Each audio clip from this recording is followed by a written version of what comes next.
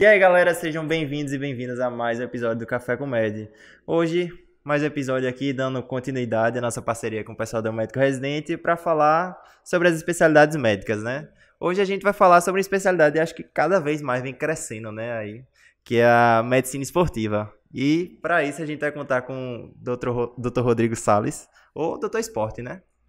Doutor Esporte é a clínica, né, da gente, né? O pessoal ainda associa um pouco Associa o nome à pessoa, né? mas digamos que hoje é a clínica que é representada por mim e por meu irmão, que é Aham. fisioterapeuta, Rafael. Mas bom, Dr. Rodrigo Salles, ele é formado pela Universidade de Pernambuco, ele tem a residência em Medicina Esportiva pela Unifesp, é mestre pela Unifesp também em Medicina Esportiva, especialista em Medicina Esportiva pela Sociedade Brasileira de Medicina do Exercício e do Esporte, médico do Comitê Paralímpico Brasileiro, médico da equipe de futebol do Clube Náutico Capibaribe de 2017 a 2020 e diretor médico da clínica Doutor Esporte desde 2017. Agora sim. Seja bem-vindo, doutor. É um prazer receber o senhor Boa aqui. noite, primeiramente, né? Boa noite, Eu boa queria noite. agradecer o convite, é uma oportunidade única e espero contribuir da forma como vocês assim, planejaram, né? E passar um pouco da minha experiência, vai ser um prazer. Com certeza, prazer é nosso ter o senhor aqui. Para começar, a gente sempre pergunta a pergunta básica e clássica, como é que funciona uma residência médica de medicina esportiva?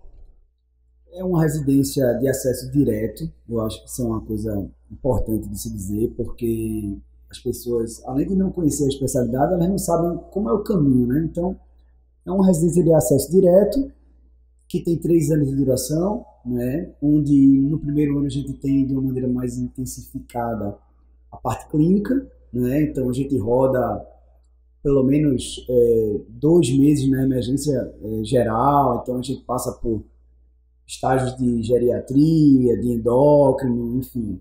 2 meses. Eu não me lembro como é distribuído exatamente, mas esse primeiro ano ele é bem intensivo nessa parte clínica e a gente chega a ter uma semana, lá pelo menos na Unifesp, a gente tinha um ou dois encontros semanais com o resto dos residentes. No mais, a gente ficava alocado em outros serviços.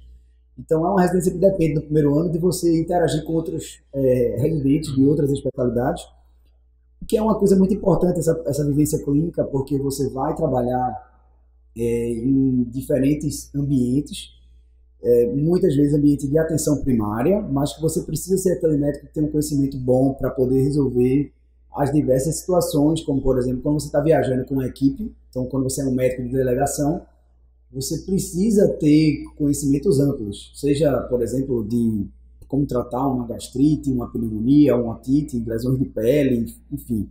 Existe uma gama de possibilidades, ter um conhecimento razoável em atenção, em um atendimento à mulher, né, que tem as questões ginecológicas e específicas, né, e aí às vezes até relacionadas com o esporte. Então é uma área que você termina tendo um contato com muitas outras áreas, nesse primeiro ano é assim, e depois você vai tendo mais contato com ortopedia, com cardiologia, aprendendo testes ergométricos, ergospirometria, estudando muito fisiologia do exercício. Então está distribuído dessa forma. Entendi. E nesse tempo, assim, pode falar um pouquinho sobre a medicina esportiva? Acho que é tipo uma especialidade muito nova, que muita gente não conhece, não sabe sobre, acho que não se fala tanto. Acho que hoje em dia a gente realmente consegue ter muito mais esse acesso à informação sobre a residência de medicina esportiva, que tem algumas referências, né, que a gente vê no Instagram, vê Paulo Musi, né, que ele era ortopedista, depois ele fez uma especialização, né, em medicina do esporte. Pode falar um pouco sobre a área, como é que funciona? Parece ser um mix, assim, da cardio, da endócrino, da clínica, Isso. da ortop. É um Como pouco é? disso mesmo. Então, imagine que o atleta, ele tem demandas bem, assim, amplas, né? Então, a gente sai da residência podendo liberar um atleta ou não para praticar um esporte. Então, para isso você precisa fazer um bom exame clínico cardiológico, né?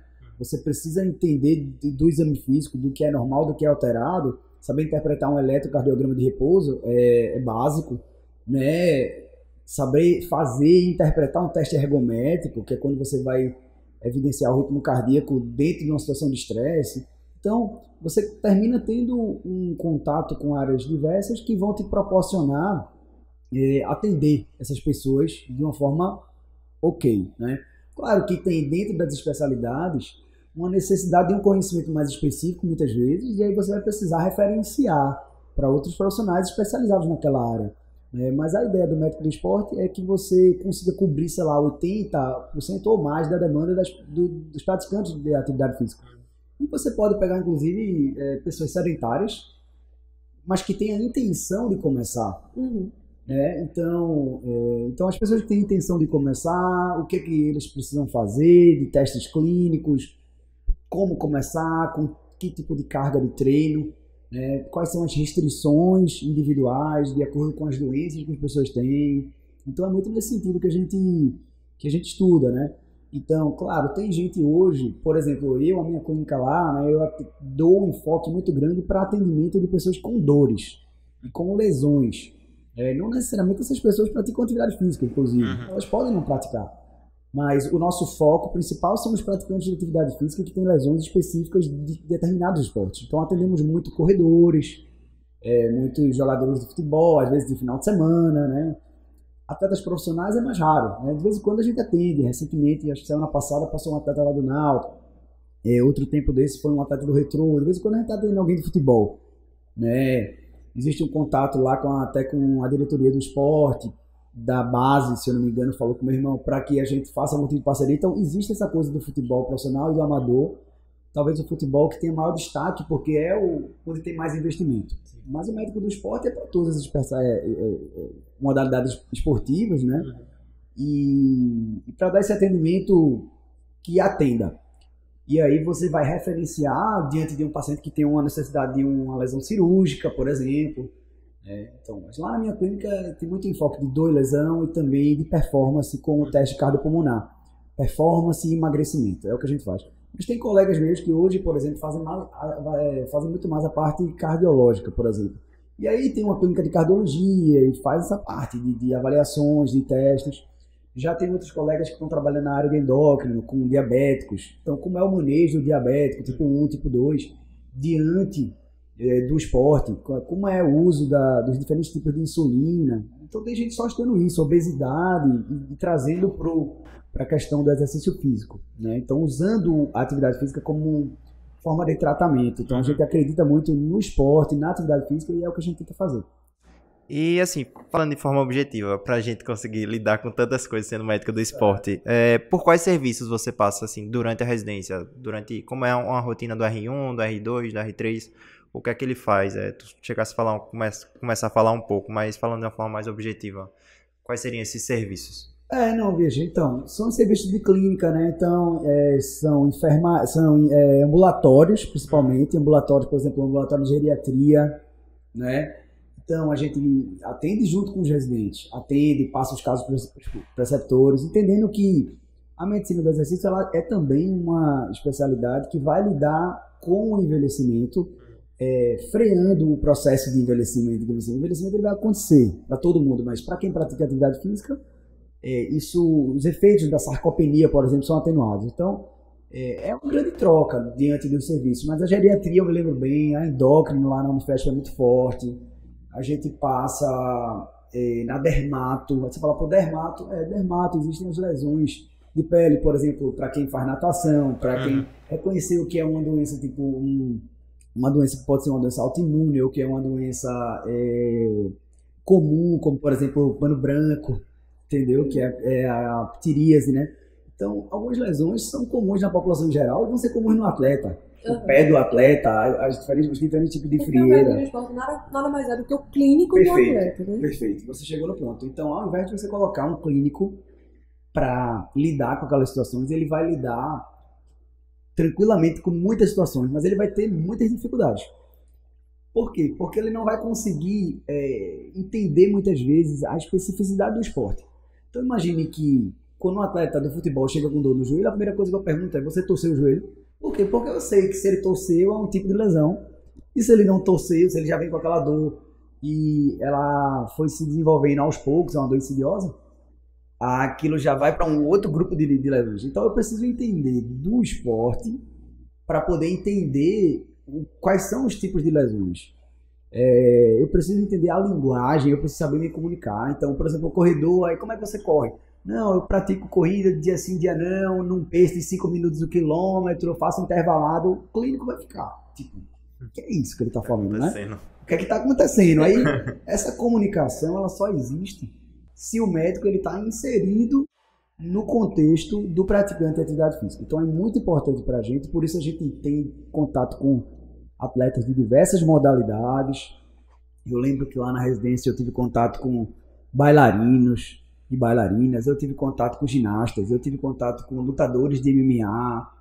A gente tem com softball, que é tipo beisebol, que é adaptado para o feminino. Então, uma gama de esportes.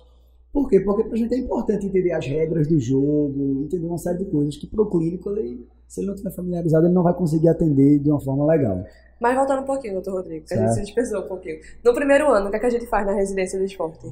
Beleza, então a gente vai ficar boa parte do tempo em emergência, serviço de emergência clínica, ambulatórios, de clínicos em geral, doenças infecto-contagiosas. É um rodízio no primeiro ano de clínica. E no segundo ano a gente faz o quê? Não é bem segmentado assim, sabe? Você não vai ter uma segmentação, pelo menos na época que eu fiz. Não é aquela coisa bem clara, mas no segundo ano você começa a ter mais contato com ortopedia e com fisiologia do exercício, mas sempre tendo discussões e reuniões e congressos e participando e se envolvendo com outras disciplinas da universidade e da área clínica. E o tão esperado R3? O R3 é muito ortopédico, né? Pelo menos lá a gente tem muito contato com ortopedia. Eu me lembro que a gente fez muito teste cardiopulmonar no Centro Olímpico, então existem as parcerias, né? O teste cardiopulmonar, que é o teste de exercício, é uma coisa que a gente faz bastante também. Então a residência é muito voltada à ortopedia também, né? Digamos que uns 30%. 30%. Tanto assim. Isso, 30% de clínica, 30% de ortopedia e o resto talvez de fisiologia do exercício. Aí dentro de clínica o principal é cardiologia.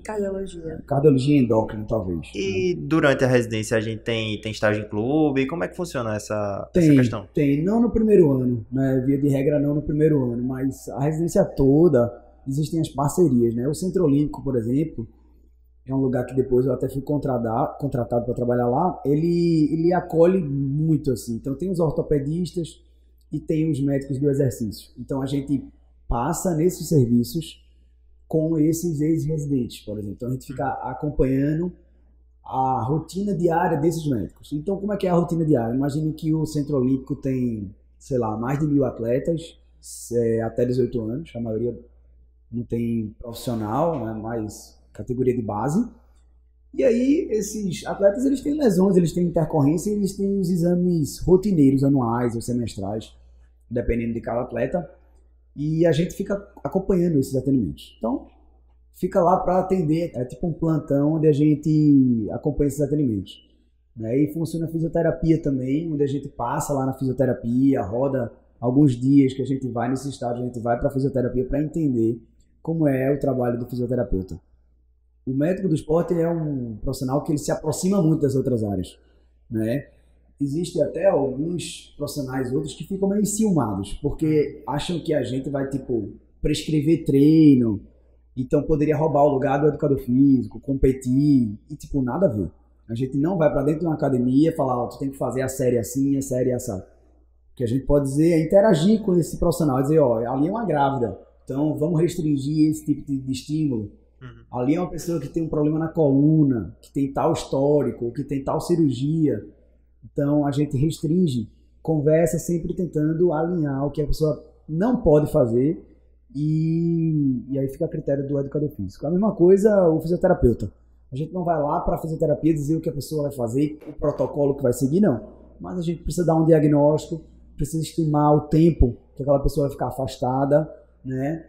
De acordo com o que você conhece, mas sempre trocando ideia. Então, o que eu acho legal na medicina esportiva é que a gente interage com os outros profissionais num pé de igualdade, assim, sabe? De trocar ideia, de procurar o que é bom pro atleta ou pro paciente.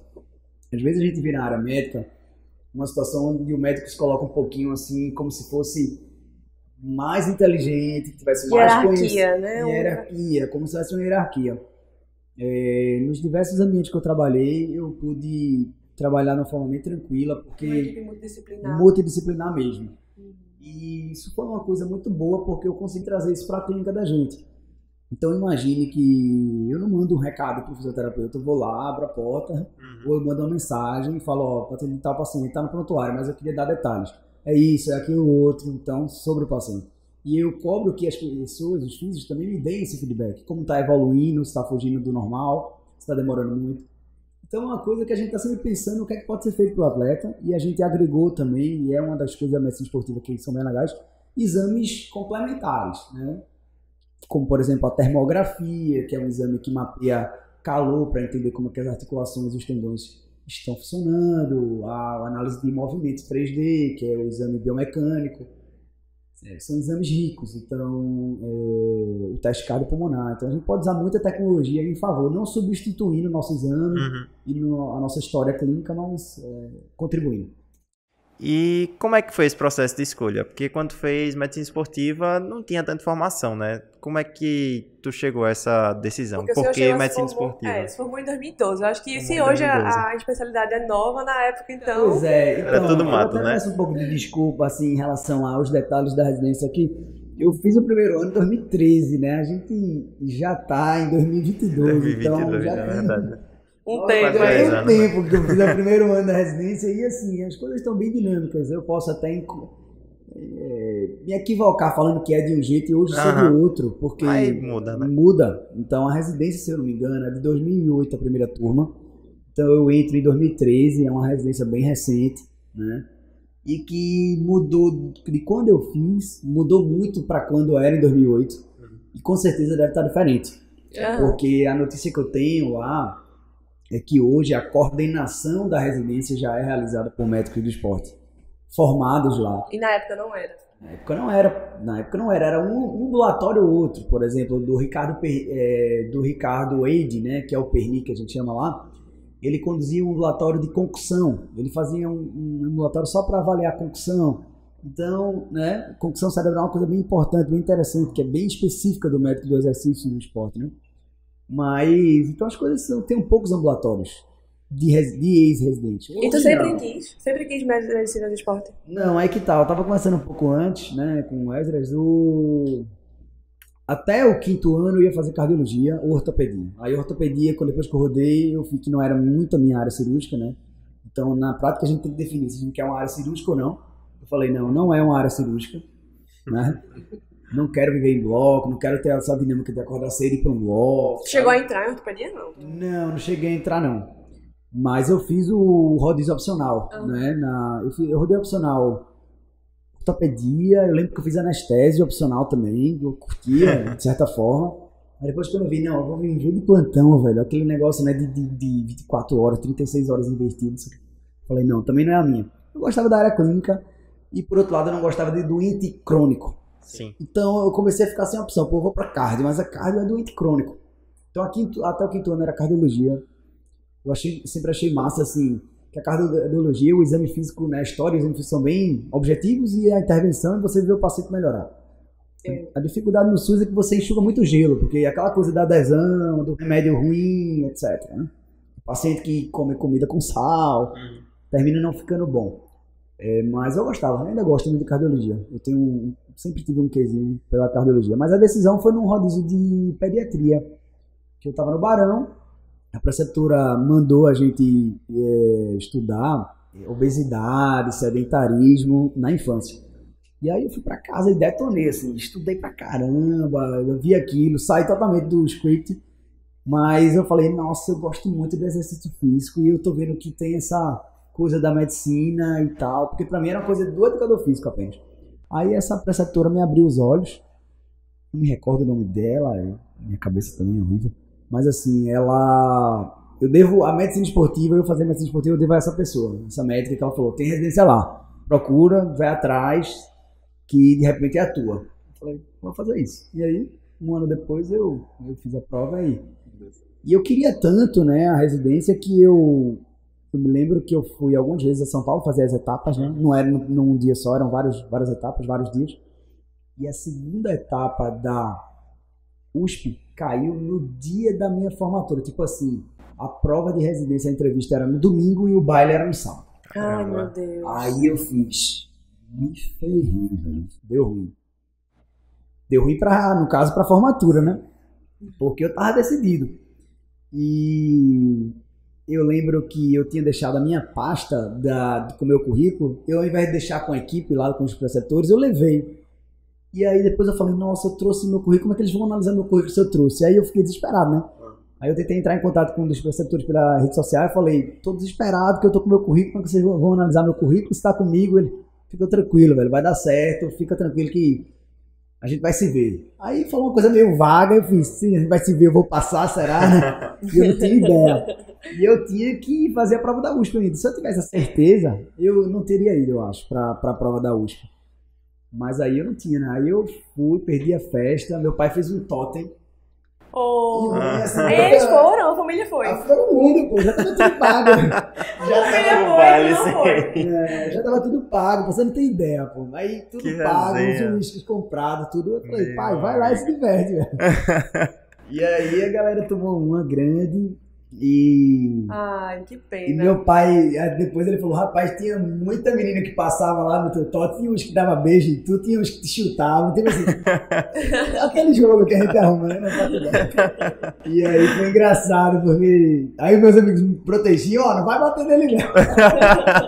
Te carregava, né? Meu Tem que pai bater em desceu mim a escada primeiro. com o tote e a turma ficou sem entender se era eu, se não Que era. Foi um resenha, negócio mas meio desceu engraçado. ainda, teve tudo. Foi um negócio legal. Mas Seguiu eu não normal o participei. baile, né? Seguiu o baile. Seu comando. Foi. Mas aí foi uma lembrança que eu não tenho, mas valeu a pena, assim. Depois eu fui aprovado nas duas e fiquei até na Unifesp. Achei que era um centro mais voltado para esporte e alto rendimento, que eu sempre gostei muito de alto rendimento. E na época, essa é assim, às vezes a pessoa é vislumbrada também por achar que é uma coisa. Depois eu fui vendo que tem alguns percalços em trabalhar com alto rendimento, sabe? Trabalhei com alto rendimento no Comitê Paralímpico, no Náutico, no Centro Olímpico, então você vai vendo algum outro lado da moeda e às vezes perde um pouco o brilho. Mas enfim, na época eu resolvi a Unifesp por conta disso. E a USP é muito boa tu também. já era atleta? Tu é atleta? Pra eu ser médico do esporte, eu tenho que ser atleta? Boa pergunta. Tá? Não, mas eu diria que para você fazer medicina esportiva é bom que tenha duas coisas. É bom que você ame esporte, é que você pratique esporte, pelo menos algum esporte, sabe? E que você tenha um tino para ser uma pessoa que empreende ou para ser uma pessoa que se relaciona, porque é uma área nova, como vocês mesmo estão dizendo, que você precisa criar as oportunidades, um pouco diferente das outras áreas, sabe? Então imagine que o anestésio, ele faz uma boa residência, ele conhece muita gente e depois ele vai naturalmente sendo chamado para as equipes, vai se relacionando e vai dar certo. Cardiologia, mesmo as áreas mais saturadas, você tem um primo, um tio, um amigo que vai te trazendo e isso vai funcionar. Na medicina esportiva, você vai ter que se destacar para poder fazer suas oportunidades. Tem muitas oportunidades, né? Muitas mesmo, incontáveis. Mas para quem faz uma coisa legal, né? E para quem cava essas oportunidades. Né? Então foi o que eu procurei fazer e graças a Deus eu venho colhendo isso aí. Em relação à residência, existe só residência ou também tem especialização em medicina do esporte? Tem especialização, tá? Como as outras áreas. Não vou saber exatamente quais são os pré-requisitos, mas você precisa ser formado há não sei tantos anos, 2, 3 anos talvez, numa área X e comprovar a experiência prática, seja em rodízios, seja em estágios, ou experiência assim, eu sou médico de um clube há 2 anos. Então você comprova aquela experiência e aí você faz a prova. Não sei se tem a parte prática também, então tem acho que 2 etapas e você vai ser aprovado ou não. Muita gente faz a prova. Na época que eu fiz, eles estavam começando a apertar um pouco mais essa prova, digamos assim, para a gente não ter alguns tipos de profissionais que não representam bem a especialidade. Infelizmente, como em qualquer outra área, isso existe. Então imagine o cara que fez ortópio, fez uma área clínica e ele é aficionado por esteroide, por anabolizante.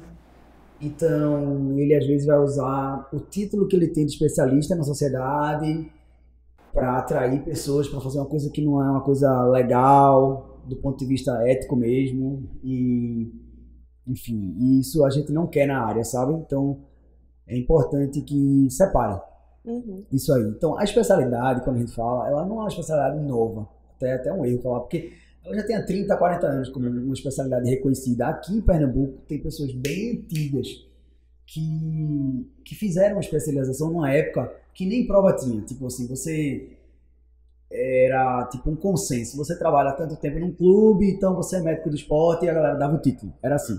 Depois veio a prova. Então você fazia uma prova que era muito fácil de fazer e passar e você tinha o título.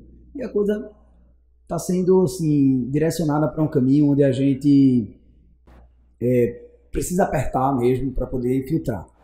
Né? Então muitas pessoas fazem a prova de título e aí cada vez menos são aprovadas porque eles estão apertando um pouco, que eu acho legal, sabe? Eu acho que tem que ter.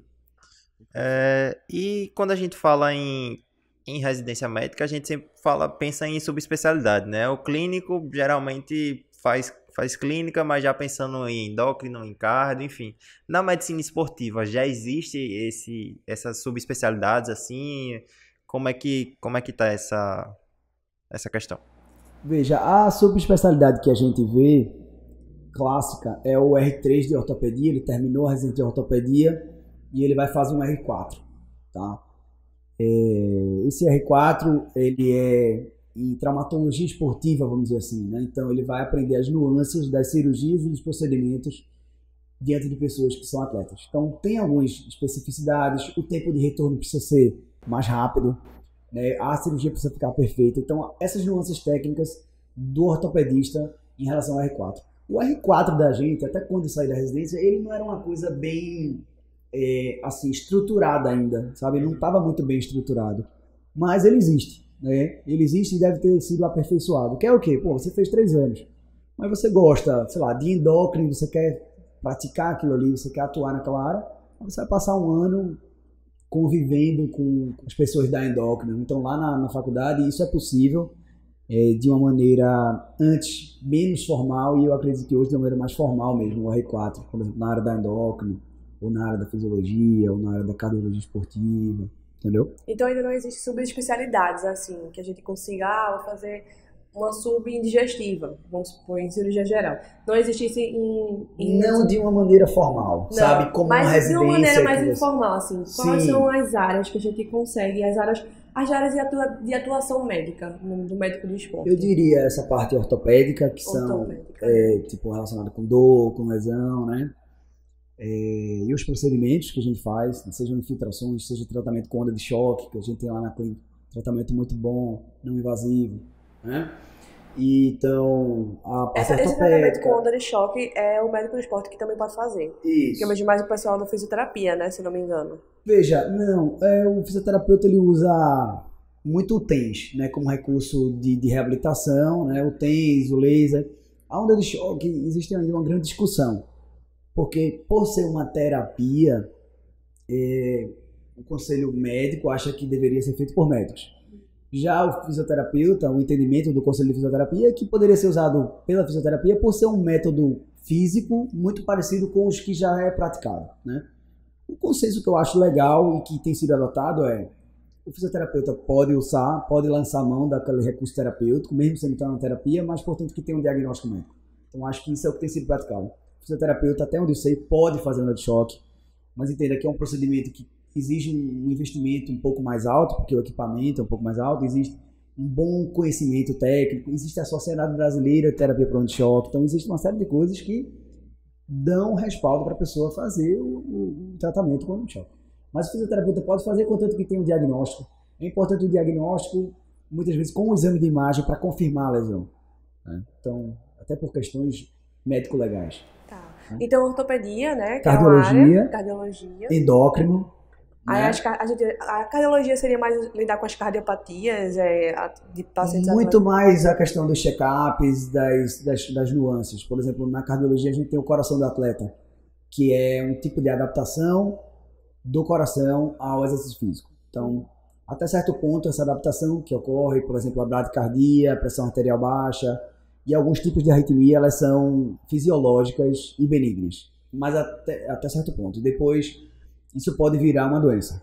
Então, o cardiologista ou o médico do exercício que está familiarizado com isso, ele vai estudar muito essas alterações, fazer teste ergométrico, dar diagnóstico, liberar para prática esportiva, essa coisa toda. A endocrinologia também é uma área... É uma sub-área que, por exemplo, lá na Unifesp é bem forte. né? É bem forte. Tem a parte de doenças crônicas também, né? Sim, as doenças crônicas, como eu estou dizendo, existe você pode trabalhar com pessoas mais, tipo, do ponto de vista saudáveis, mas com problemas ortopédicos, ou você pode tratar com pessoas doentes também. Então, imagino que você pode ter a fibromialgia e as doenças reumáticas, as pneumopatias também, DPOC, doenças restritivas, e que você vai usar o exercício como tratamento, né? Como tratamento, Muito legal, como parte essencial do tratamento. Então, existe médico do esporte onde ele quiser estar, dentro da medicina, sabe? É só uma questão de você buscar o que você gosta. Então, o residente, ele não entra já, vou para uma área, vou para outra, é um mundo. Ele vai para conhecer tudo um pouco. Claro, no último ano é interessante você começar a estudar mais algumas coisas, se aproximar de algum serviço que faz alguma coisa que você gosta, para você se familiarizar com aquilo e ter prática. Eu vejo a medicina do esporte mais como 3 pilares, assim, né? Que é basicamente a ortopedia, cardio e a medicina preventiva, né? Como se fosse uma medicina de longevidade, né? Isso, exatamente.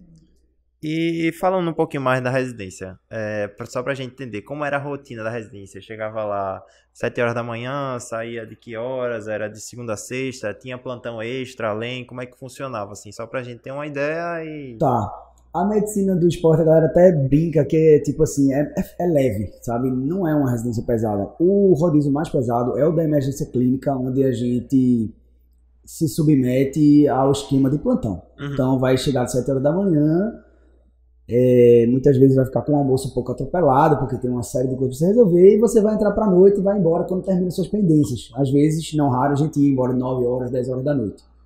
Mas é uma residência que a gente não dá plantão noturno. Pelo menos até onde eu fiz a residência, não dava plantão noturno. Isso já era uma coisa muito boa, né? Porque a gente não entrava exatamente na escala da residência clínica, que você tinha que ir feriado, dia santo, etc., e à noite também. Então a gente ia no feriado, mas de dia, tá? Se a gente tinha feriado naquele mês que a gente estava passando lá, a gente ia entrar normalmente, mas não à noite.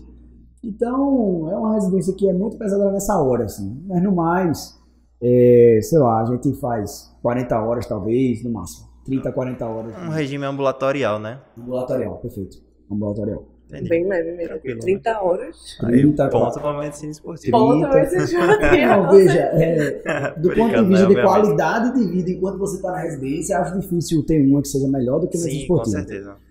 Agora é aquela coisa, se a sua vida for muito fácil naquele momento, pode ser que fique difícil depois, né? Então, eu tinha isso em mente, falar, eu tô com horário livre. Não tô com horário livre. Vou estudar, vou para um campo de prática, vou para um estágio fora, opcional, eu vou criar o estágio, entendeu? Vou acompanhar alguns colegas mais velhos, então era o que eu fazia, né?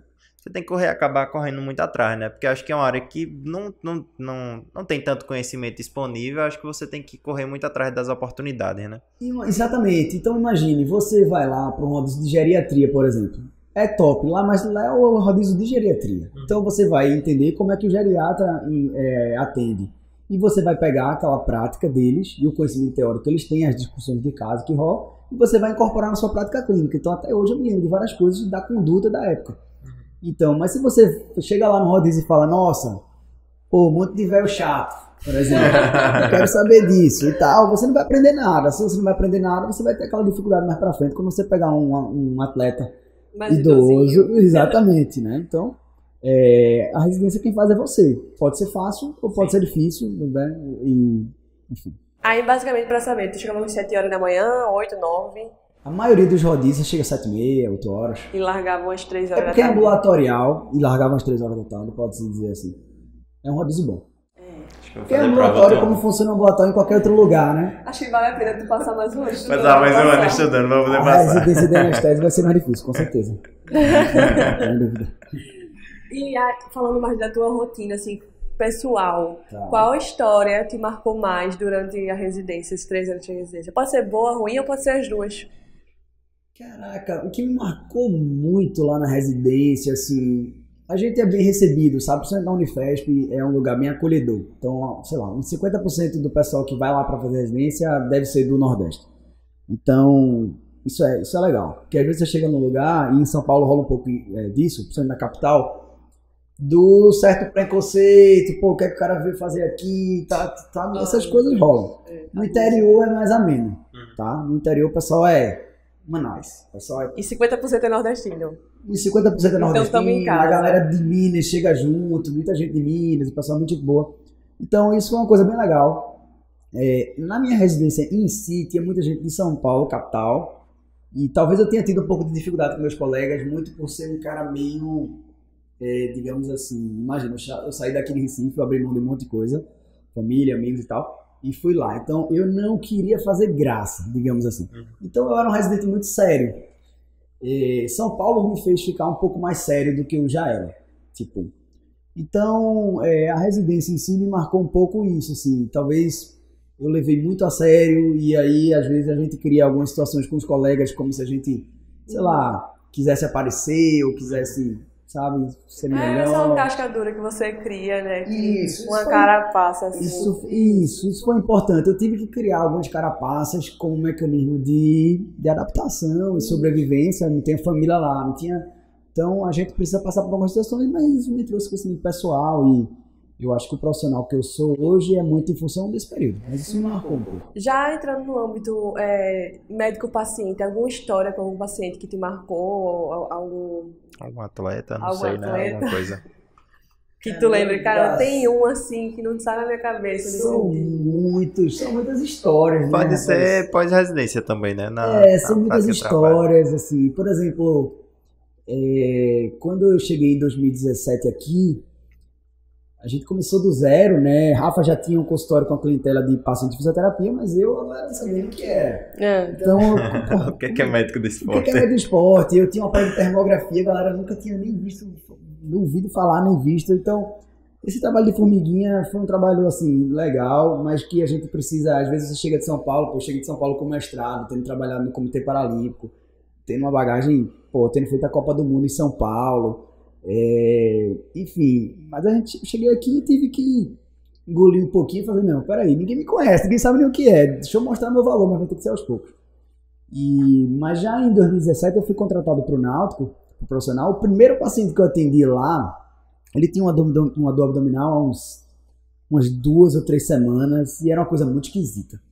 E eu falei, caramba, que diabo é isso? Isso é gastrointestinal, isso é ortopédico. O paciente tinha uma psoite, uma coisa raríssima, assim. Foi o primeiro paciente que falou, esse paciente chegou aqui para tu fazer admissão. Beleza, quando eu fui conversar com ele, fazer alguns testes, eu falei, não tenho a menor ideia do que esse cara tem.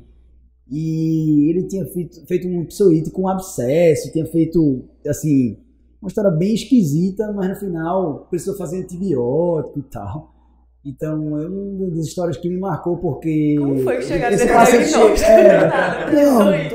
tô me examinar, né? Toma um exame passivo. Exame de imagem, né? E respondeu com antibiótico. Mas isso foi o primeiro paciente que eu vi lá, né? E assim, esse paciente ele chegou e ficou... Ele levou, eu acho que, pelo menos uns 45 dias ou 60 para começar a chocar. Então imagina o cara chegar no clube e ser admitido e eu falar, eu não sei o que esse cara tem não, vamos precisar estudar melhor, investigar, mas ele não vai poder jogar nem tão cedo, né? Um atleta vindo da Bahia, recém-contratado. Então a gente passa por algumas situações assim, sabe, inusitadas, como por exemplo, você dá uma entrevista na rádio, tendo combinado com o staff todo, o staff médico e tal, aquilo, e depois aquilo não pega bem, sabe, aquele teu depoimento, e aí um outro colega vai lá e, não foi bem aquilo não que fulaninho disse. Sobre um atleta, né? Porque pegou mal, porque o atleta não gostou, porque a diretoria repercutiu. Lidamos com estrelas, né? Lidamos com estrelas, velho. E as estrelas dão trabalho, isso tudo, assim, sabe? No Comitê Paralímpico também tinha muito, imagine, o Lucas Prado, a Terezinha Guilhermina, são atletas várias vezes campeões mundiais, atletas que recebem salários, assim, em cifras enormes, até para quem ganha muito bem, é muito dinheiro. Então são os caras vaidosos, são os caras que já acham que sabem o que tem, você até para dar um diagnóstico, dar uma conduta. Então eu passei por muitas situações, né?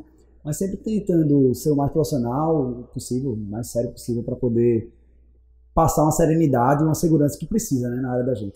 Mas tu é alvirrubro? Torce pro Náutico? Putz, que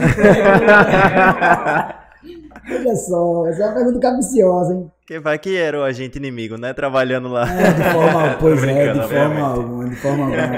Eu sou muito sério na área profissional. E você sabe que a minha família toda é rubro-negra, né? E eu fui campeão brasileiro pelo esporte, mas joguei pelo Náutico também, futsal. E tive uma vivência de ir muito ao esporte, né? Mas depois que... Ao esporte clube, né? Mas depois que eu fui para São Paulo, eu perdi muito esse contato com os clubes, já não via, já não torcia, já não acompanhava. E eu não pensei duas vezes. Quando eu fui chamado pro Náutico, eu fui pro Náutico e virei Náutico. E hoje tu torce pro Náutico? E hoje eu não tenho time. Ele não tá mais no Náutico, ele tá no Brasil. Eu não tô mais no Náutico, mas eu tenho amigos no Náutico, né? Eu tenho pessoas queridas no Náutico, eu tenho atletas que eu acompanhei lá, atletas que foram da base, que hoje estão no profissional. Não tem como não torcer pro Náutico, né? O esporte tá distante hoje de mim, né? Embora que meu pai tenha um camarote e tal, mas eu nunca fui lá, entende? Então, torço por... Tenho um grande amigo, um dos melhores amigos que eu tenho tá no esporte.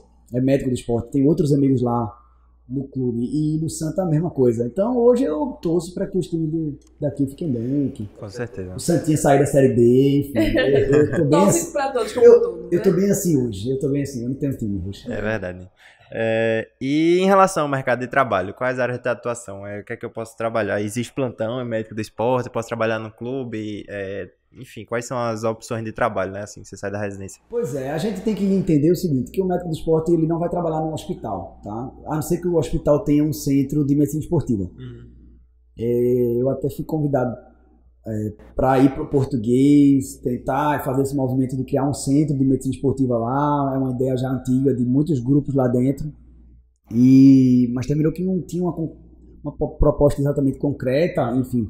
E eu já tinha clínica, né? Eu já tenho uma clínica que é uma clínica, graças a Deus, que atende bastante pessoas, né? E tem uma demanda. Então não fazia sentido sair da minha clínica para ir Português se não fosse um projeto da nossa clínica, meu e do meu irmão também. Então terminou não rolando.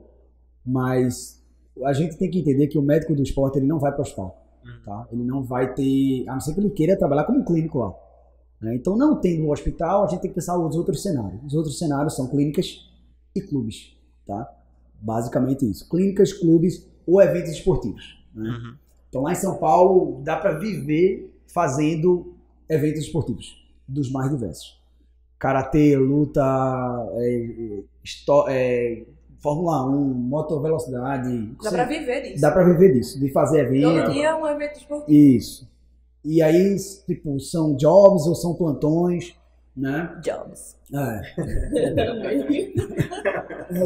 Tipo isso, né? Pois é, e aí você... E geralmente os médicos que eu conheço lá, por exemplo, alguns dão plantões ainda de clínica para ter aquele vínculo, para ter o CLT, acontece, né? Então você vai ser um empreendedor, ter sua clínica ou trabalhar na clínica de alguém. Hoje, o cenário esportivo, né? E aí é o cuidado que a gente tem que ter, que eu tenho que falar para o pessoal que quer fazer medicina esportiva. Não dá para você fazer medicina esportiva achando que você vai viver trabalhando no clube, porque assim, o clube basicamente é futebol. Então uma mulher, por exemplo, ela vai trabalhar no clube de futebol, e eu não tenho nada contra, mas eu acho que a mentalidade hoje da gente, dos dirigentes, não evoluiu para colocar uma menina, né, uma médica, no profissional. Os atletas não vão respeitar, a cultura, o negócio é meio complicado. Então hoje as mulheres do esporte, as médicas do esporte, elas estão trabalhando com futebol feminino, elas estão trabalhando com natação, e aí é mais tranquilo, os outros esportes são mais tranquilos. Mas em São Paulo, sabe, isso não é uma realidade aqui ainda hoje. Então uma pessoa que for desapegada e quiser trabalhar com medicina esportiva, vai para lá, principalmente mulher, vai ter campo de atuação, vai trabalhar em clubes, vai trabalhar em academias que investem um pouco mais, então vai ter um consultório dentro da academia, entende? Então, esses são os cenários. O trabalho, assim, do médico do esporte dentro de uma Olimpíada, né, que foi agora em Tóquio, como é que funciona, assim? E foi no Rio também, como a que a gente fez, né? Isso, no Rio Posso também. falar um pouco da experiência do Rio? Tu chegasse aí? Então, eu fui como voluntário na do Rio, certo. E eu fui como staff eu fui médico do atletismo, né, do Paralímpico, que são esses atletas que eu falei, alguns deles. Foram experiências diferentes, né? Como médico voluntário, você tipo vai por sua conta, você fica em pousada por sua conta, e você lá recebe o kit do médico, e você vai trabalhar como voluntário, né? Mas você atende esses atletas, que eles têm eventos diversos, dependendo do esporte. Eles podem ter, por exemplo, hipotermia, quando eles fazem a maratona aquática. Quando é ciclista, eles podem cair, podem ter TCE, pode ter escoriação, pode ter câimbra, fadiga, tontura, mal-estar. Então, uma série de coisas. Então, você vai fazer aquele atendimento do atleta que precisa. Então, ele tem um médico do país dele, né? Então você não vai estar lá atendendo o paciente por uma coisa ambulatorial, não. Então, é basicamente para as intercorrências. Uma emergência atlética, né? Isso. Existe todo um planejamento, a gente fica com radinho, um planejamento de onde as equipes vão ficar, qual é o protocolo de atendimento, para qual hospital vai remover, enfim, tudo isso é repassado, né? Você precisa ter cursos de primeiros socorros, né? Ou pelo menos o BLS, para fazer o primeiro atendimento básico. Então, no contexto das Olimpíadas, foi isso.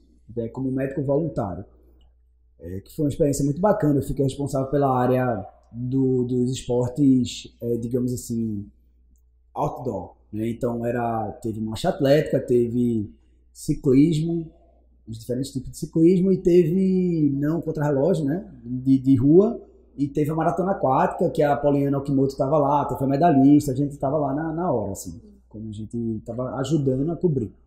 Então é esse tipo de coisa que acontece. E nas Paralimpíadas, eu fui como staff. Aí eu fiquei na Vila Olímpica, que foram aqueles edifícios que foram construídos. Era toda uma dinâmica de acordar cedo pra caramba, porque você só dormia ligado, e o paciente passava mal, mandava mensagem, ligava, aquela coisa toda. Às vezes com diarreia, às vezes coisas, sabe, simples, comuns, mas que às vezes tira a pessoa da prova, né? Seja uma mulher com dor menstrual, enfim, tudo que você imaginar. Então, assim, só para poder deixar, ver se faltou alguma coisa, eu posso atuar com a minha clínica particular, né? E aí eu vou trabalhar com a área que eu preferir, ou com a medicina mais voltada para cardiologia, para endócrina, para doenças crônicas. E aí eu vou ter a opção de trabalhar com os atletas também, né? Com alto rendimento. Tanto no meu consultório, como em clubes, em academias.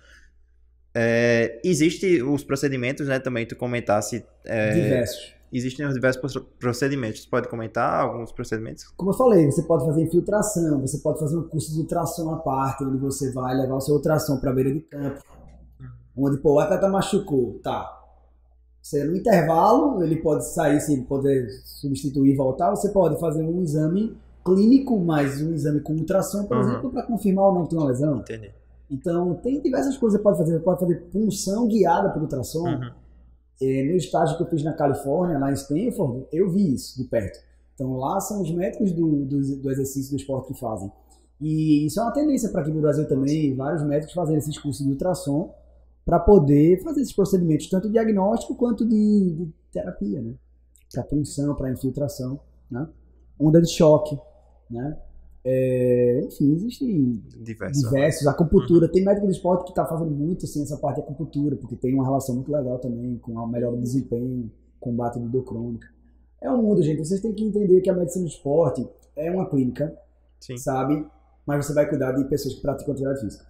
O atleta, sei lá, na minha clínica eu devo atender 1% de pessoas que são atletas profissionais, ou menos. Então, assim, você querer fazer uma sua clínica, o seu consultório, achando que vai atender celebridades, não vai. Do nada Neymar, assim, no meu consultório.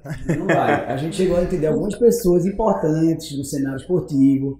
Por exemplo, o Hernanes, que ainda joga, né, no esporte. Mas na época que ele era do São Paulo, ele chegou a passar lá na clínica.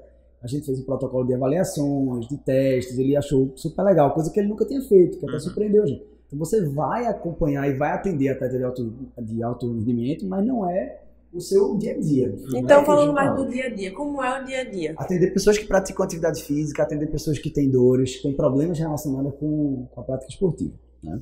Então, esse é o dia a dia. Então, seja o que for. Aí, se você cai para uma área, daqui a pouco as pessoas vão lhe procurar para aquilo, né?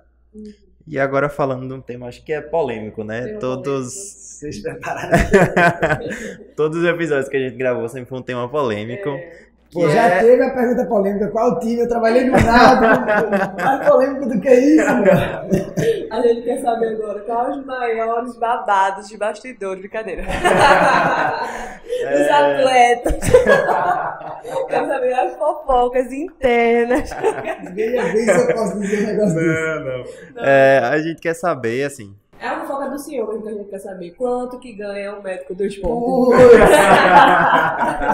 A fofoca é séria. Vamos falar do salário médico. Não, falando da forma objetiva, né? Por exemplo, valores de consulta, valores de procedimentos, esses eventos esportivos, por exemplo.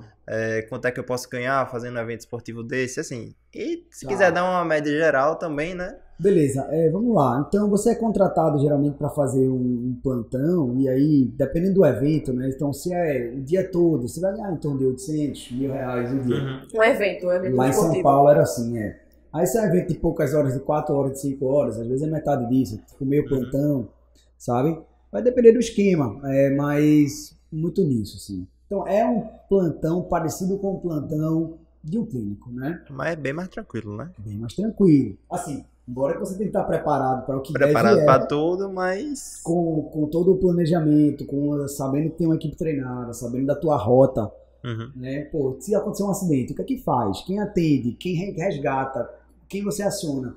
Tudo isso tem que estar ensaiado, né? Então, tirando isso, é tranquilo. Então, um plantão de um evento esportivo, mais ou menos de 800 a R$1.000, plantão no preço habitual, né? Isso. Um médico contratado para um clube, por exemplo, quanto é que ele ganha? Vai depender do clube, sabe? Vai depender do regime de trabalho, sabe? Mas assim, porque, por exemplo, imagina, você pode ser médico de um clube daqui uma vez por semana. Sei lá, entende? Então vai variar. Se você tá no Santa, se você tá no Náutico, se você tá no esporte, mas em média, eu imagino que seja uma coisa diferente. Mas no esporte, que eu acho que deve 5 mil, algo em torno disso, entendeu? Para você fazer parte daquela equipe, né? Algo em torno de 5 mil para você fazer parte daquela equipe. Entendi. Agora, claro, Aí você vai uma vez na semana, cobre alguns finais de semana, geralmente um por mês. E aí, dependendo da carga horária, vai aumentando. E faz as viagens também, Mas é algo em torno disso pro cenário daqui. A tendência lá em São Paulo é você não ter tantos médicos quanto você tem aqui, sabe? Então imagine que aqui você tem 5, 6, 7 médicos na equipe. E aí termina que fica um pouco meio confusa a condução do departamento, porque, pô, imagina, vai um dia um, outro dia outro. Mas como o clube ele não está disposto a ter um salário maior para poder fazer com que você tenha uma carga horária maior, como ele não está disposto também, às vezes, a realmente, no dia do recebimento, ele honrar aquele compromisso. Então, a situação do futebol é essa. Então, ele prefere ter vários, porque ali de luz, se não pagar, mas o médico tem outros empregos, e fica naquela. Mas a tendência que eu vejo em São Paulo é que o médico tenha 2 empregos, aí ele já fica ali, tipo, 30 horas por semana naquele clube, aí ele já vai ter um salário maior, de 10, de 12. Entendi. Entende? Então vai depender de como ele tá... Então quer dizer que o médico não ganha tão bem quanto o jogador, né? Infelizmente, né? Eu acho que a gente precisa evoluir nisso até, inclusive, porque a tônica é ver o departamento médico como sendo um custo, como sendo uma coisa desnecessária, como sendo uma coisa que é pesada. E, na verdade, se você tem uma taxa de 100, de 150, de 200 ou mais por mês, o quanto que não é importante você ter os melhores profissionais com as melhores práticas. Então, a gente ainda precisa evoluir muito nisso, assim, sabe? Nada mais justo que o médico do Neymar ganhar o que o Neymar ganha, né? Com certeza. Não, eu acho mas que assim, como médico, ele nunca vai ter um papel protagonista. Sim, tá? com certeza. Ele nunca vai chegar nessas cifras, né? Então o jogador ele se paga porque ele vende camisa, porque ele lota estádio, porque ele dá ibope, ele dá audiência. O médico, pelo contrário, a gente quer chegar lá, fazer nosso trabalho, quanto mais discreto, melhor. Não, sabe? com certeza. Eu acho que no final é isso. E a gente termina tendo ganho secundário de por poder estar numa seleção brasileira, por poder estar no comitê paralímpico, no comitê olímpico. Isso traz muita coisa para o nosso consultório, não só de vivência prática, como de experiência mesmo, de autoridade, vamos dizer assim. E falando em consultório... Que é a sua realidade. Que é a Que sua é a minha realidade, tá? Quanto é que, assim, trabalhando com consultório, trabalhando ali, sei lá, de segunda a sexta, quanto é que eu consigo tirar em média? Tá bom, vamos lá. Isso vai variar, tá? Eu me lembro que quando eu comecei, sei lá, a consulta era 300, alguma coisa assim, e não tinha paciente, e a gente atende, faz uma cortesia, tentando fazer o paciente engajar no exame, enfim, a gente... Faz o que dá, né? No começo faz o que tá, né? Mas a minha consulta hoje lá é R$600 na clínica, e eu acredito que um honorário razoável hoje para um médico do esporte de consulta médica de R$400 a R$600, acho que R$400 a R$800, acho que é uma coisa bem dentro da realidade, tanto daqui quanto de São Paulo. Lá em São Paulo a consulta era R$400 lá atrás, Né? E qualquer procedimento agrega valor a essa consulta. Agrega valor, tem os procedimentos, exatamente. Né? As avaliações, né? Avaliações por aí. E aí o céu é o limite, né? Eu ganho isso, Isso então é o quantos limite. pacientes eu conseguir atender, Pois eu vou ganhar então mais. vai depender do teu network, da tua interação, da tua comunicação. Do tipo de paciente que você quer atender também, Você é tem que montante. construir a isso, sua né? marca, você tem que construir o seu nome. Isso leva tempo, né? E por causa da gente as coisas estão acontecendo rápido, mas é proporcional ao nosso esforço. Hoje, depois de ter trabalhado em UPA, depois de ter trabalhado em clube de futebol, depois de ter trabalhado em N lugares e dado N tipo de plantões, hoje eu estou exclusivo da clínica. Mas é um privilégio depois de ter arriscado, de ter investido muito tempo, né? E ter os percalços do empreendedor. Que aí é a nossa próxima pauta. É, que a gente sempre pergunta, né? Se dá pra empreender na área. Acho que é uma área que é basicamente empreender, né? Empreendedorismo. Não, eu acho assim, esse é o caminho, tá? Se você quiser fazer medicina esportiva, pense assim, eu tenho um perfil de empreender, porque se você não tiver perfil de empreender, a coisa já vai ficar assim, pô, você vai trabalhar na clínica de alguém.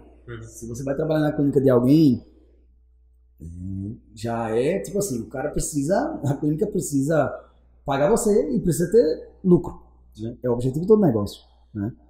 E, então, vai ver, não vai ficar tão legal para você. Então, aí você pode ser sócio, né? Mas para isso você precisa ser um cara bom, um cara que vai agregar. Não é verdade? Sim, com Então, certeza. por isso que eu digo, é importante fazer uma boa residência, ter boas experiências, para poder fazer com que isso agregue na tua prática. E as coisas fluam exponencialmente, né? Senão a coisa vai bem devagar, você desanima, termina tendo que trabalhar em outras áreas, né?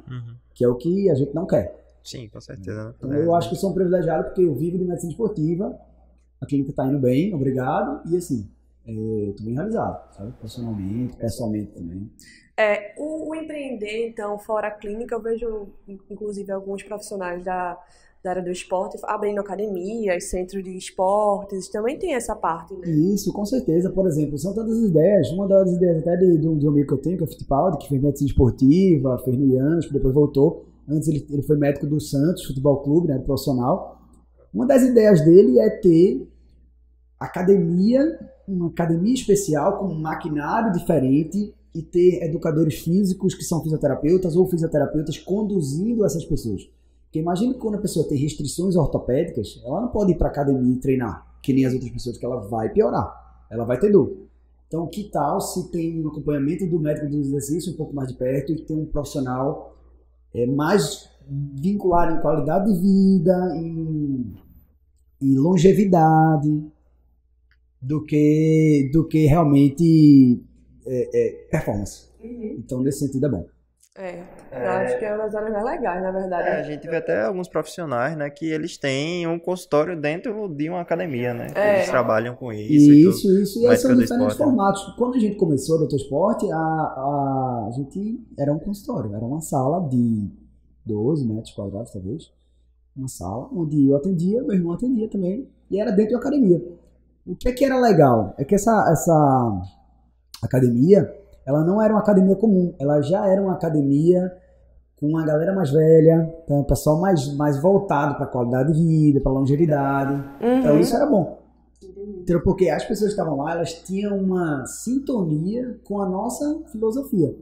Porque eu não estava lá passando esteroide, entendeu? Eu não estava prometendo resultados milagrosos. A medicina esportiva não tem nada a ver com isso. Muita gente pensa nisso, né? Quando fala em endócrino, quando então, fala a gente em tem que médico correr esporte. disso. Então, uma das coisas que eu preciso dar esse alerta para quem é médico, que está se formando, ou para as pessoas em geral, a medicina esportiva não tem nada a ver com essa parte estética, tá, gente?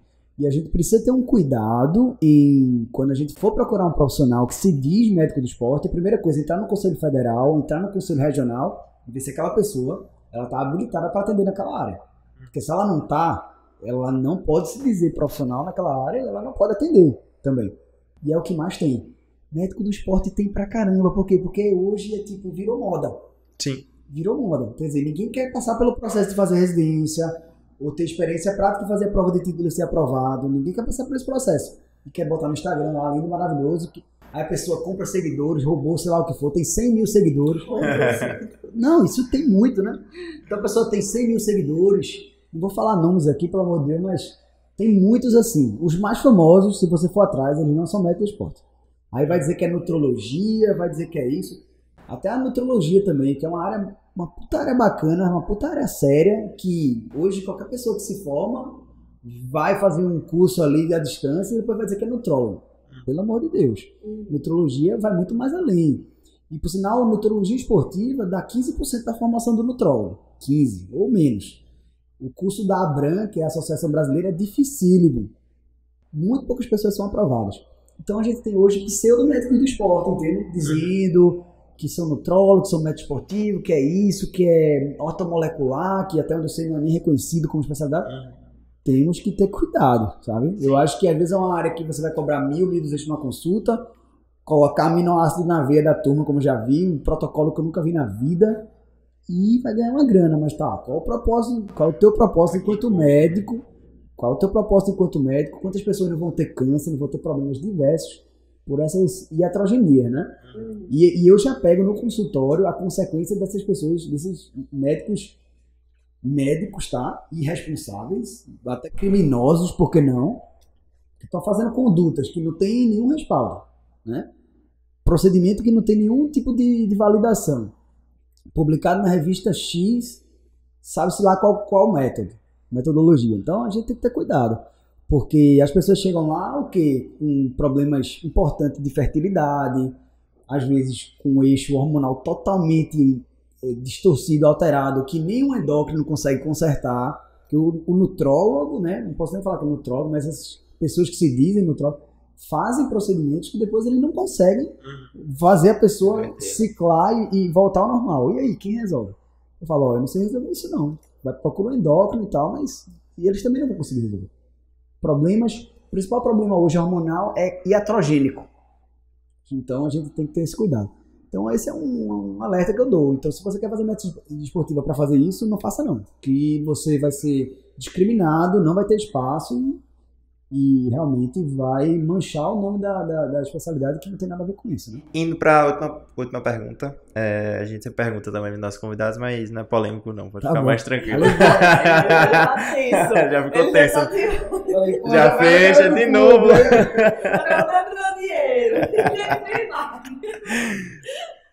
Se tu pudesse botar uma mensagem no outdoor que fosse traduzido para todas as línguas, todo mundo entendesse, tivesse no lugar mais visível do mundo, para colocar uma frase, qual frase tu colocaria? Se você quer viver mais e melhor, né, com mais qualidade de vida, pratique atividade física regularmente e faça um check-up anual, check-up médico anual, né, porque a prevenção é o melhor caminho.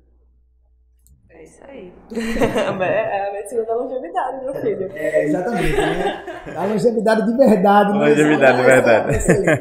Mágicas que a turma faz, né? Bota o Instagram, né? Bota o velhinho lá, pá! Bota o velhinho lá e diz, olha, é longevidade. Meu Deus, vai matar o cara, hipertensão, de tudo na vida. Tudo, velho. Hipertensão e arritmia e câncer. E toma enfermidade. Exatamente. Meu sonho é ser médica do esporte pra abrir o consultório na frente do CrossFit. Vamos tratar a lesão. Porque aí só tem lesão, né, no CrossFit. Eu falo do CrossFit e eu sou crossfiteira igual. E ele também. Só tem lesão. Eu abri o consultório na frente do CrossFit e juntava com uma amiga minha, urogineco. Tem muito problema, né? Faziam... Ia bombar, né? Porque eu, médica do esporte, cheio de lesão. Os pacientes, as atletas, tudo se mijando. Isso. Mas tá ótimo, ia ser ótimo. Pois é. Então, pronto. Essa é mais uma área que eu não comentei aqui, por exemplo, hoje, de atuação. Você pode ir por GO ou você pode ir por medicina esportiva. Pra quê? Trabalhar com mulheres, pô. Nichar. Pô, tu vai ser médica de mulheres. Então, tu vai entender pra caramba dessas disfunções. Né? Enfim, dos problemas específicos. Nada melhor do que uma mulher pra atender outra mulher. Com os problemas de mulher, né? Então, isso aí. E agora um momento muito relax, assim, de boa. Eu não sei se ele explicou o conceito do biscoito, né? Que é você... só você dar uma dica para nossos ouvintes, internautas e telespectadores agora. Que você diga assim, uma dica, pode ser de medicina, pode ser fora da medicina, fica à vontade. Sempre começamos com um convidado, obviamente. Certo. Eu estava dizendo aqui para Esdras, eu vi um documentário que foi o Dilema das Redes. Achei muito legal, assim, muito oportuno e atual. Acho que a gente precisa prestar um pouco mais de atenção nisso. Sabe, o quanto que a gente está ficando conectado com o celular, com as telas, o quanto a gente está deixando de interagir com as pessoas, relacionamento mesmo, sabe, o quanto a gente está ficando ruim de relacionamento, o quanto a gente está ficando impaciente, intolerante, insensível, enquanto às vezes a gente está evitando se encontrar com as pessoas, quando a gente se encontra, mesmo assim a gente fica isolado com uma pessoa que está à distância. E que isso é um caminho meio que tá indo por um caminho sem volta e que é uma coisa muito, assim, eu acho que é uma coisa muito ruim para as pessoas de maneira geral. Então acho que é um documentário que me impactou. Quem não viu, acho que vale a pena ver e rever. Eu vou rever, inclusive, para que a gente tenha um pouco mais de cuidado. Eu acho que tudo que a gente está vivendo em termos de intolerância política, as pessoas do comportamento, está sendo muito influenciado por esses algoritmos das redes sociais, onde as pessoas consomem só um tipo de conteúdo. Então, até vi a entrevista que vocês deram, né, com a Ami, acho que você estava também, o Miquel, né? Ele estava falando do filme Não Olhe Pra Cima, né? Não Olhe Pra Cima. Sim. Foi eu que falei desse filme, não foi? Foi eu. Foi muito alinhado com isso, né? Quer dizer, as pessoas hoje estão a tal ponto que chega uma pessoa técnica e fala uma coisa, mas a turma vai, né, as pessoas, os políticos vão tentar transformar aquilo numa coisa política, numa coisa ideológica. E, pô, gente, a gente tem que acreditar na ciência, né, nos pesquisadores, nos médicos, nas pessoas sérias, né? E, enfim, e tem muita cautela para interpretar. Acho que essa temática nunca foi tão atual, né? Isso, com certeza. isso. A gente tem que... E cuidar dos nossos filhos, né? Minha esposa tá grávida, né? Agora, Parabéns. Vou ser papai em agosto, final de agosto, setembro. E essa preocupação a gente tem que ter com nossos filhos, porque parece que é uma geração toda que tá vindo aí, Geração Z, né? que tá tendo esse problema de relacionamento, de comportamento, de isolamento. E eu acho que a gente, como pessoas jovens, né, que tem filhos ou vai ter filhos, a gente precisa ter esse cuidado. Com certeza. E aí? Primeiro convidado, depois as damas. Eita, eu vou confessar que eu esqueci o nome do meu biscoito. Gente. É uma minissérie, tem 9 episódios, então pra você que gosta de começo e fim, não gosta de começar uma série, porque sempre vai vir uma temporada, não sei o que lá. É uma minissérie, 9 episódios, acabou. A história passa em Nova York, quando uma jornalista decide falar sobre a história dela, dessa prisioneira, né? Justamente porque ela está tentando salvar a sua carreira como jornalista, então o interesse vem daí. Só que aí ela começa a adentrar dentro da história dessa menina, que tem 26 anos, e descobre, assim, coisas absurdas, de tipo, dela gastar bilhões de reais sem mesmo ter R$1 na conta, e dar um golpe no namorado dela, namorar com um cara há 3 anos, ele nem sequer saber quem é ela durante os 3 anos, e bancar ela durante 3 anos, achando que ela é uma ricona, e quando na verdade... Achando que vai dar um golpe nela, mas na verdade... Ela tentando dar um golpe nela, mas ela já tava dando um golpe nela há muito tempo. Então, assim, é muito bacana, a gente tá assistindo ainda, é bem interessante. É bem interessante. Bem interessante. No fim eu digo se valeu a pena ou não, no que eu não acabei de assistir, mas fica aí a dica Netflix, como sempre, inventando Ana. Hoje foi o monopólio da Netflix. Meu biscoito também vai ser um documentário da Netflix. Mas como a gente tá com o médico do esporte, Né? vai ser bom, né? Netflix. Toda semana eu dou Netflix. Se a Netflix não quiser, HBO, Amazon, Paramount, quem quiser aí a gente tá aceitando. Mas é um documentário que tá na Netflix, já que a gente tá com o médico de esporte, trouxe um documentário que é esportivo, que o nome do documentário é The Playbook, Estratégias para Vencer. E nesse documentário, ele traz técnicos das mais diversas áreas. Inclusive, um dos episódios é com o José Mourinho, que ele foi bicampeão da Champions League. Ele levou o Porto, né, que na época era um clube sem tanta expressão de Portugal, ao campeonato da Champions League, a ser campeão da Champions League, né? E é interessante, eles falam das estratégias dele, das técnicas e como é que foi esse processo, como é que foi do começo. São episódios muito curtos, são 30 minutos só. E acho que vale a pena, se eu não me engano, são 9 episódios, ou são 6 episódios, não são muitos episódios, mas é bem interessante. Acho que é um biscoito que vale a pena e que é legal ver... biscoitos mais, como é que se diz, cirúrgicos, sabe? É legal ver aí essa dinâmica, né? Acho que dá pra gente sempre estar aprendendo, vendo outras realidades também. Queria agradecer, né, o professor por estar aqui, por participar com o episódio com a gente e gravar com a gente.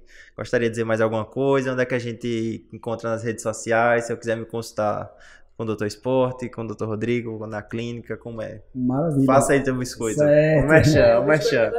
Eu que agradeço a oportunidade de poder conversar com vocês. É sempre bom falar de medicina esportiva. Eu tive alguma dificuldade quando eu resolvi fazer medicina esportiva, porque eu precisei,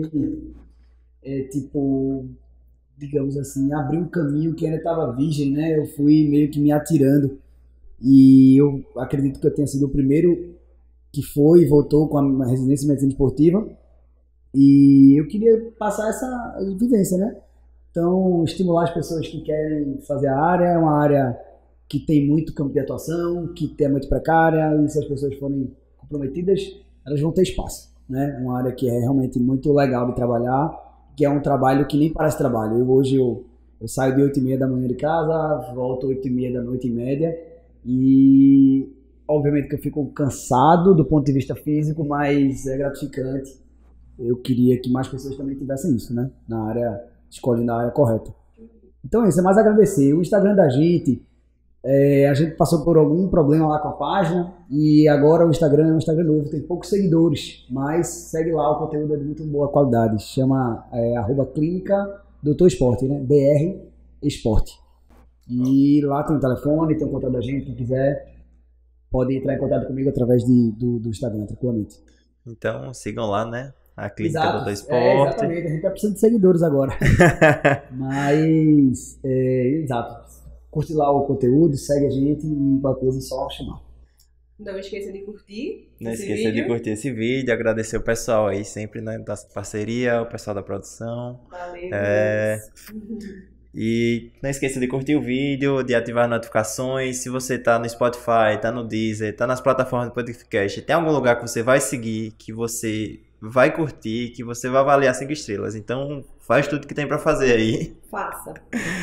E só faça, né? Só faça. E é só isso, agradecer novamente a participação do professor. E é só isso, gente. Valeu. Obrigada. Siga @Café com Med. Valeu. Tchau.